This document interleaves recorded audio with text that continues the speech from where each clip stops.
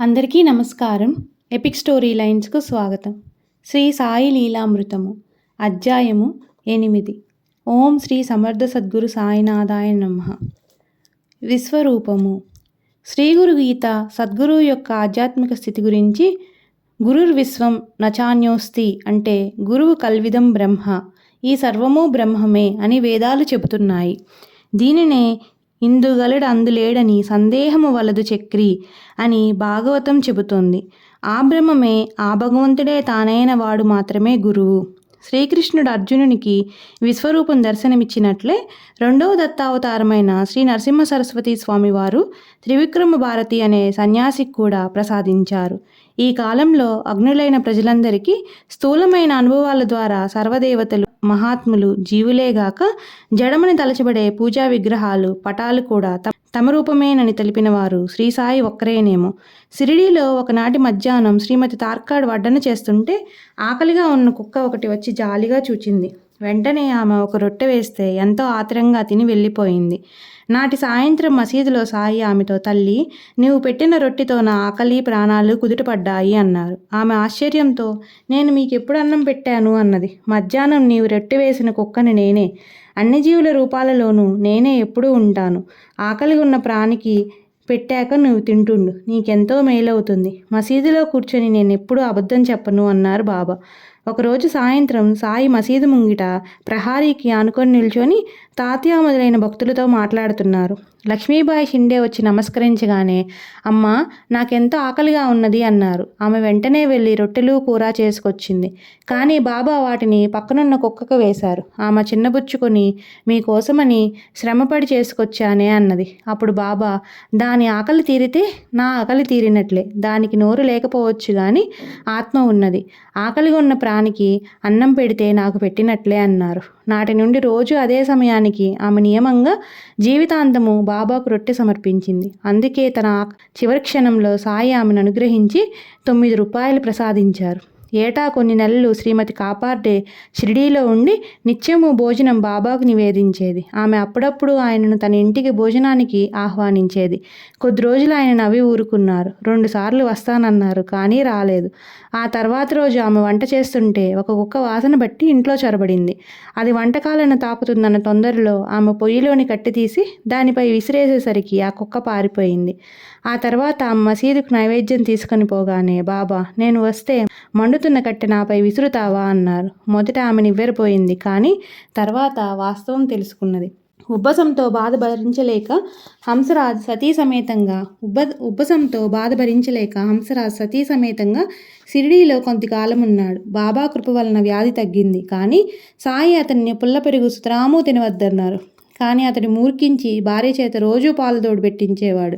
ఆ విషయం బాబాతో చెప్పనివ్వలేదు. అదేమి చిత్రమో గాని రోజు ఆ ఇద్దరు హారతికి వెళ్ళి వచ్చేలోగా ఒక పిల్లి ఆ పెరుగు త్రాగిపోయేది. ఒకరోజు అతడి కోపంతో హారతికి కూడా వెళ్ళక పొంచి ఉండి పిల్లి వచ్చి పెరుగు తాకగానే కర్రతో కొడితే పారిపోయింది. ఆ తర్వాత అతడి మసీదుకి వెళ్ళగానే, బాబా, ఇక్కడ ఒక మూర్ఖుడు పుల్ల పెరుగు తిని చావాలని చూస్తున్నాడు, కానీ రోజు అతను తినకుండా చూస్తున్నాను.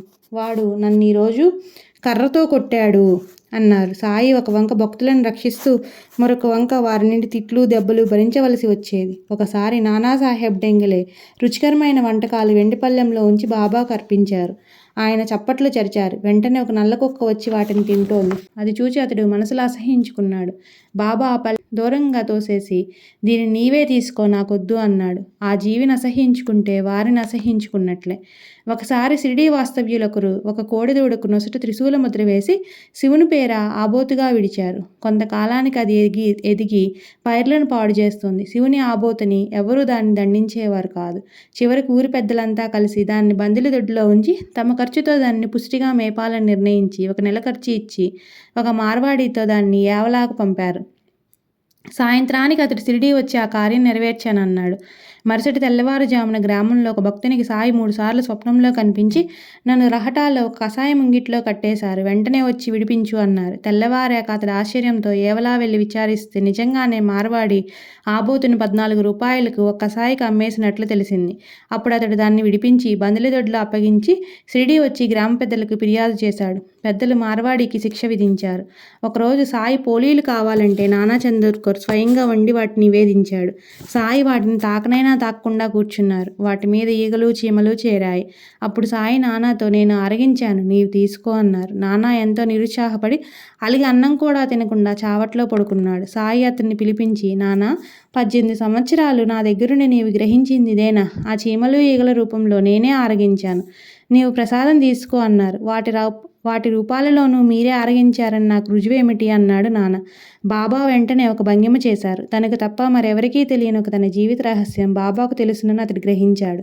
తన హృదయంలో లాగే అన్ని జీవులలోనూ బాబాయే ఉన్నారని నానాకు అర్థమై ప్రసాదం తీసుకున్నాడు. నిజానికి జడమైన వస్తువులు కూడా బ్రహ్మమే. ఆ సత్యాన్ని తెలిపే తమ లీలలను భక్తులు పూజించే విగ్రహాలు, పటాల వరకే సాయి పరిమితం చేశారు.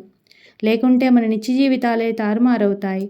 భగవంతరావు క్షీరసాగర్ మరణించాక అతని కొడుకు ఇంట్లోని దేవతా విగ్రహాలకు పూజా నైవేద్యము మానేశాడు. అతడు మొదటిసారి షిరిడీ రాగానే, సాయి, ఇతని తండ్రి నాకు ఆప్తుడు, నాకు నివేదించక తినేవాడు కాదు. ఆయన మరణించాక ఇతడు నైవేద్యమేమీ ఇవ్వక నన్ను విఠలుణ్ణి పస్తుంచాడు. ఇతనికి హితం చెప్పడానికే రప్పించాను అన్నారు. తల్లిదండ్రులు చేసిన భక్తి సంతతిని కూడా రక్షిస్తుంది. వారి ఇండ్లలో చేసుకున్న పూజలు సాయికి చెందుతాయి. అలానే ఒకప్పుడు కొందరు భక్తులు బాబాను ఫోటో తీయడానికి అనుమతి కోరారు. సాయి మొదట అనుమతించలేదు. వారు పదే పదే అర్థిస్తుంటే అంగీకరించారు. ఫోటో తీశాక చూస్తే అందులో సాయి పాదాలు మాత్రమే కనిపించాయి. ఆ విషయమే చెబితే, ముఖ్యమైనవి పాదాలే కదా అన్నారు బాబా. అదే దత్తపాదుకుల ప్రాముఖ్యత. మరొకడు ఆయన అనుమతి పొందకనే ఫోటో తీశాడు. తర్వాత చూస్తే అందులో పడినది అతని గురువు చిత్రమే. ఒకప్పుడు కాకా దీక్షిత్ తన కుమారుడి ఉపనయనానికి శ్రీ సాయిని నాగపూర్ ఆహ్వానించడానికి షిరిడీ చేరాడు. అదే సమయానికి నానా చందోర్కర్ తన కుమారుడి వివాహానికి సాయిని గ్వాలియర్ ఆహ్వానించడానికి వచ్చాడు. సాయి ఆ ఇద్దరితో తమ ప్రతినిధిగా శ్యామాను తీసుకెళ్లమని చెప్పి తాము కాశీ ప్రయాగ దర్శించి శ్యామ కంటే ముందుగానే గయ చేరగలమని మాటిచ్చారు. శ్యామ ఆ శుభకార్యాలకు హాజరయ్యాక వారందరూ కొద్ది మాసాలు అయోధ్యలోనూ కాశీలోనూ గడిపి గయలో ఒక పూజారింటికి వెళ్లారు. అక్కడ సాయి పటం దర్శనమిచ్చింది. దాన్ని చూడగానే శ్యామకు ఆనంద బాష్పాలు వచ్చాయి. ఆ పూజారి 12 సంవత్సరాలకు పూర్వం షిరిడీ వెళ్ళి శ్యామ ఇంటి నున్న ఆ పటం తనకు కావాలన్నాడు. సాయి ఆజ్ఞను అనుసరించి శ్యామ ఆ పటమిచ్చాడు. శ్యామ కంటే ఎన్నో సంవత్సరాల ముందే సాయి అచ్చటికి చేరారు. శ్యామ ఆ పూజారి ఇంటనే బస చేయడం ఆశ్చర్యం. అక్కడ కూడా బాబా తన వాణ్ణి తమ వద్దనే ఉంచుకున్నారు. దోపేశ్వర్ నుండి కాకా మహారాజ్ అనే సిద్ధపురుషుడు ఒకసారి పూనా వచ్చారు. అచ్చటి భక్తులు తమ తమ ఇండ్లకు ఆహ్వానిస్తుండడం వలన సాయి భక్తుడు సాటే ఇంటికి రాలేనని ఖండితంగా చెప్పారు. కానీ సాయంత్రం అయ్యేసరికి ఆయనే సాటే ఇంటి ముందుకు వస్తానని కబురు చేసి వచ్చారు. సాటే ఆశ్చర్యపోతుంటే ఆ స్వామి అక్కడున్న సాయి పటం చూపి, ఇక్కడికి వచ్చే వరకు ఆయన నన్ను విడవలేదు అన్నారు. ఇంట్లో సాయి పటం ఉంటే చాలు, సాయి ఉన్నట్లే. భగవంతుడైన సద్గురువుకు తన రూపాలైన పంచభూతాలు అధీనంలో ఉంటాయి. వేసవిలో ఒకనాడు ఎండభరించలేక భక్తులంతా ఇళ్లకు వెళ్లారు. 5గురు మాత్రం మసీదులో ఉండిపోయారు. సాయి వారిని దుని దగ్గర కూర్చోమన్నారు. కొద్ది నిమిషాలలో మసీదంతా చల్లబడింది. భక్తులంతా ఆశ్చర్యపోయారు. అలానే ఒకసారి కొండాజే అనే భక్తునితో సాయి, నీ గడ్డివామికి నిప్పంటుకుంది, వెళ్ళు అన్నారు. అక్కడ వెళ్ళి చూస్తే అక్కడ పొగ కూడా లేదు. సాయి మరలా అలాగే అన్నారు. ఈసారి గడ్డివాము నుండి దట్టంగా పొగలేస్తుంది. దాని చుట్టూ ఎన్నో వాములున్నాయి. గాలి బాగా వీస్తున్నది. గ్రామస్తుల ఆపద నివారించమని సాయిని ప్రార్థించారు. ఆయన దాని చుట్టూ కొద్ది నీరు చల్లి అది ఒక్కటే తగలబడుతుందని అభయం ఇచ్చారు. అలానే జరిగింది. ఒకరోజు సాయి దునిలో కట్టెలు వేస్తున్నారు. మంటలు విజృంభించి మసీదు వాసాలు అంటుకునేటట్లున్నాయి. భక్తులు ఆందోళన చెందుతుంటే సాయి సట్కాతో పక్కనున్న స్తంభాన్ని కొడుతూ మంటని ఉద్దేశించి, తగ్గు తగ్గు, జాగ్రత్త అన్నారు. దుని అణిగి మందంగా వెలగసాగింది. భీమా అనేవాడు సాయి లీలలు చూడాలని షిరిడీ వచ్చాడు. మధ్యాహ్నం ఆరతి కాగానే సాయి, నేను పిలిచే వరకు మీ గదుల్లోనే ఉండండి అని అందరినీ పంపేశారు. వారు గదులు చేరగానే సుమారు 15 నిమిషాల పాటు ఇళ్ల కప్పులు ఎగిరిపోయేలా పెనుగాలి వీచింది. మబ్బు పట్టి కొద్ది వర్షం కూడా కురిసింది. తర్వాత భక్తులను పిలిపించి, భయపడ్డారా అన్నారు బాబా. భీమా ఆయన పాదాలకు నమస్కరించగానే, భగవంతుని లీల చూచావా, ఇలా ఎన్నైనా చూడగలవు అన్నారు. ఒకరోజు హైకోర్టు న్యాయవాది ప్రధాన్ తప్పక బొంబాయి బయలుదేరవలసి ఉన్నది. కానీ అంతలో తీవ్రమైన గాలి, వాన చెలరేగాయి. అలాగే పావుగంట కొనసాగి కాలువలు పొంగితే బొంబాయి చేరలేమని అతడు భయపడ్డాడు. వెంటనే బాబా మసీదు అంచుకు వచ్చి ఆకాశం కేసి చూచి, భగవంతుడా, వర్షం ఆపు, నా బిడ్డలు ఇల్లు చేరాలి, వారిని సుఖంగా వెళ్ళనివ్వు అన్నారు. వర్షం వెంటనే నిలిచిపోయింది. ప్రధాన్ బయలుదేరి బొంబాయి వెళ్ళాడు. సద్గురువు సాక్షాత్తు భగవంతుడు. సర్వ పుణ్యతీర్థాలు వారి పాదాలలో ఉంటాయని గురుగీత చెబుతుంది. గంగ విష్ణు పాదాల నుండి ఉద్భవిస్తుందంటారు. సద్గురువు ఆ విష్ణుమూర్తే. అయితే దాసగును తన హరికథలలో సాయిని శ్రీహరిగా కీర్తించినా అతని హృదయంలో అట్టి విశ్వాసం దృఢపడలేదు. భక్తుడికి అట్టి విశ్వాసం ఇవ్వవలసినది కూడా సద్గురువే. ఒక మహాశివరాత్రి నాడు దాసగును గోదావరిలో స్నానం చేసి రాదలిచి సాయి అనుమతి కోరాడు. సాయి, గను, అందుకోసం అంత దూరం వెళ్ళాలా? శ్రద్ధాభక్తులుంటే ఆ తీర్థాలు ఇక్కడే ఉన్నాయి, లేకుంటే అక్కడా లేవు అన్నారు. ఇవిగో గంగా యమునలు అని అతని చేతులు తమ పాదాల వద్ద ఉంచమన్నారు. సన్నని దారిగా అతని దోసిలి నిండా తీర్థం వచ్చింది. అతడు ఆ నీరు తీసుకొని క్షణం ఆలోచించి నెత్తిన మాత్రం చల్లుకున్నాడు. బాబా చిరునవ్వుతో మౌనంగా చూచారు. ఆయన సమాధి చెందాక దాసగును మరొక యోగిని దర్శించినప్పుడు ఆ యోగి, మూర్ఖుడా, సాయి అంతటి మహనీయుని పాదాల నుండి వచ్చిన తీర్థజలాన్ని ఆయన ముస్లిం అన్న సంకోచంతో శిరసున ధరించావే గాని నోటిలో పోసుకోలేదు కదా, నీకెన్ని జన్మలకైనా మరలా అట్టిది లభిస్తుందా? అంతటి మహనీయుడు మరలా దొరుకుతాడా అని మందలించారు. అభినవ తుకారాం అని పేరు పొందిన బాలభూ వాసుతార్ మొదట 1917లో షిరిడీ వచ్చాడు. అతడు నమస్కరించగానే సాయి, నాకితడు 4 సంవత్సరాల నుండి తెలుసు అన్నారు. అతడు మొదట ఆశ్చర్యపోయాడు. కానీ తర్వాత గుర్తొచ్చింది. తాను సరిగ్గా 4 సంవత్సరాల క్రిందటనే బొంబాయిలో మొదట బాబా గురించి విని వారి పటానికి నమస్కరించారు. అదే బాబా చెప్పినది. సదాశివ తార్కాడ్ విగ్రహాలను, గురువులను పూజించడం తగదని నమ్మేవాడు. కానీ సాయి భక్తులైన భార్యాబిడ్డలకు ఒడ్డు చెప్పేవాడు కాదు. ఒకసారి అతడి భార్య షిరిడీ వెళ్ళాలనుకున్నది. తార్కాడ్ తన కొడుకును ఆమెను తోడుగా వెళ్ళమన్నాడు. కానీ అతడు తాను వెళితే నిత్యమూ తాను సాయిపటానికి చేసే పూజ జరగదని తలచి వెళ్ళనన్నాడు. తార్కాడ్ గత్యంతరం లేక ఆ పూజ తాను చేస్తానని మాట ఇచ్చాక ఆ తల్లి కొడుకులు ఒక శనివారం నాడు షిరిడీ చేరారు. తార్కాడ్ సోమవారం వరకు తానిచ్చిన మాట ప్రకారం యథావిధిగా బాబా పటాన్ని పూజించాడు. కానీ మంగళవారం నాడు ఆఫీసు తొందరలో నైవేద్యం ఇవ్వడం మర్చిపోయాడు. తర్వాత ఆ సంగతి తెలిసి బాబాకు తన తప్పుకు క్షమాపణ చెప్పమని షిరిడీకి జాబు రాశాడు.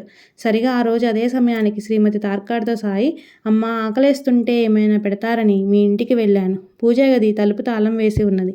నేను ఎలాగో లోపలికి ప్రవేశించాను. అక్కడ బావు సోదరుడు నాకు తినడానికి ఏమీ ఉంచలేదు.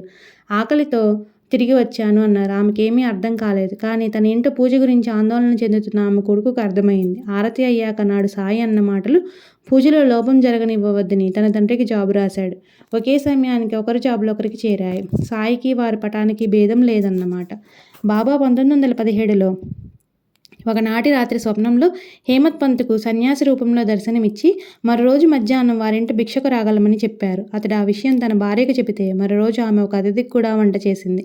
వడ్డను కూడా చేసి ఆయన రాక్కై భక్తితో ఎదురు చూస్తున్నారు. సరిగా భోజన సమయానికి అలీ మహమ్మద్, మౌలానా ఆయిస్ ముమూమ్ జావార్ అని ముస్లింలిద్దరు వచ్చారు. వాళ్ళు కాగితంలో చుట్టిన ఒక పటం అతనికి ఇచ్చి దాని వివరం తర్వాత చెబుతామని వెళ్ళిపోయారు. తీసి చూస్తే అది బాబా పటం. సరిగా సమయానికి సాయి ఆ రూపంలో వచ్చారు. తమ రాకను ముందుగా తెలిపారు. ఆ దంపతులు ఆ పటానికి నైవేద్యం ఇచ్చి తర్వాత భోజనం చేశారు. ఓం శ్రీ సమర్థ సద్గురు సాయినాథాయ నమః. శ్రీ సాయి లీలామృతము తదుపరి అధ్యాయాలను మరలా చెప్పుకుందాం.